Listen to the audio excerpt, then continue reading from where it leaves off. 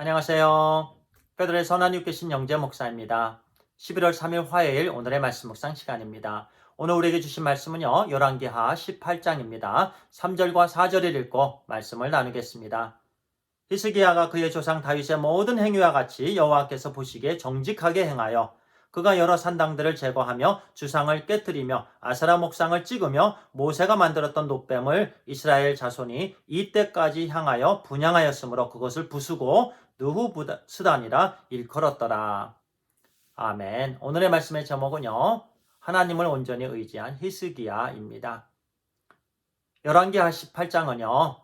남유다 왕, 유명한 왕이죠. 히스기야에 대한 말씀입니다. 지금까지 우리가 북이스라엘 왕들 또는 남유다의 왕들을 함께 살펴보았는데요. 히스기야 왕처럼 이와 같은 칭찬을 받은 왕이 없었습니다. 3절에 보니까 다윗처럼 그의 행위가 우리 하나님 보시기에 정직하였더라라고 말씀하지요. 그는 정직한 왕이었습니다. 그리고 5절에 보니까요. 그가 하나님을 의지했는데 유다 왕들 중에서 전과 후에 그와 같은 사람이 없었더라라고 말씀합니다. 물론 유다 왕들 중에는 좋은 왕들이 있었는데요. 그럼에도 불구하고 히스기야 왕만큼 하나님을 온전히 의지한 왕이 없었다라는 말씀입니다. 이와 같은 칭찬을 우리도 받게 되기를 간절히 소원합니다. 잘했다 충성된 종아, 내가 나를 다른 사람보다 더 많이 의지했다, 사랑했다, 잘했다, 귀하다. 이와 같은 하나님의 칭찬이 우리 모두에게 있게 되기를 간절히 바랍니다. 그러면요, 히스기야 왕이 어떻게 했길래 이와 같이 놀라운 칭찬을 들을 수가 있었습니까? 4절에 보니까 그는요, 산당들을 제거했습니다.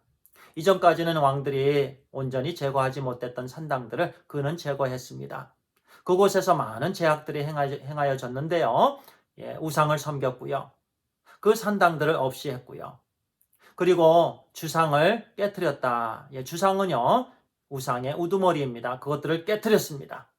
그리고 아세라 목상을 찍었습니다. 그리고 중요한 부분인데요. 모세가 만든 놋뱀을 제거했습니다.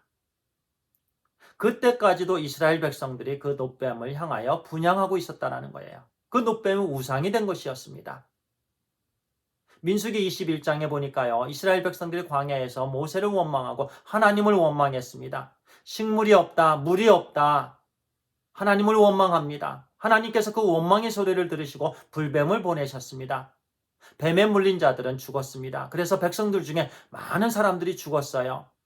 그때 모세는 하나님께 기도했습니다. 하나님 저들을 용서해 주세요. 살려주세요.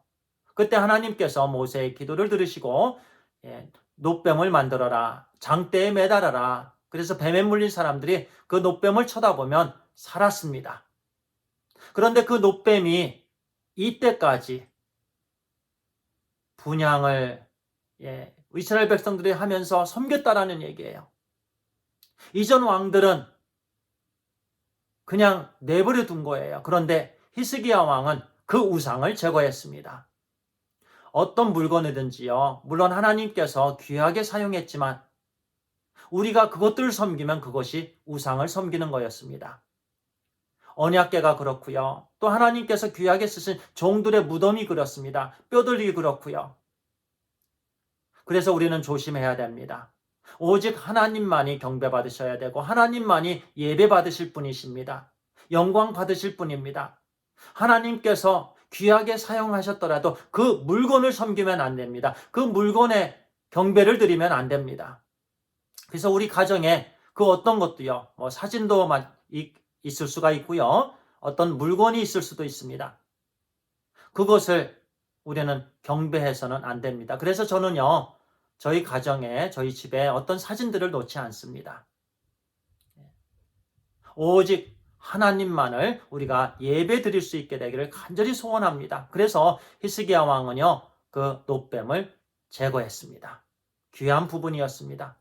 그리고요. 6절에 보니까 히스기야 왕은 하나님과 연합하였더라. 그래서 하나님께서 주시는 계명을 사모했고요. 그리고 지켜 행하였습니다. 많은 사람들이 믿는다고 하면서 세상과 짝하지요. 세상과 연합을 합니다. 그러나 히스기야 왕은 그렇게 하지 않고 하나님과 연합하였더라 이렇게 말씀합니다. 그리고 말씀을 사모했습니다. 우리도요, 세상과 짝하지 아니하고 온전히 하나님과 교제를 나누면서요, 하나님과 연합된 삶으로 하나님의 말씀을 사모하면서 지켜 행할 수 있게 되기를 간절히 바랍니다. 그리고 히스기야 왕은요, 그 당시에 아수르라는 그런 국력이 강한 나라가 있었습니다. 그 아수르에 의해서 북이스라엘이 멸망을 당했습니다. 그 당시에 아수르 왕은 사네립이었는데요. 사네립은 굉장히 교만한 왕이었습니다. 그리고 하나님을 모욕하는 왕이었습니다. 랍사게를 보내서 하나님을 이렇게 모욕합니다. 35절입니다. 민족의 모든 신들 중에 누가 그의 땅을 내 손에서 건졌기에 여호와가 예루살렘을 내 손에서 건지겠느냐. 하나님인들 내 손에서 너희들을 건질 수 없다라는 말씀입니다. 굉장한 모욕이죠. 교만입니다.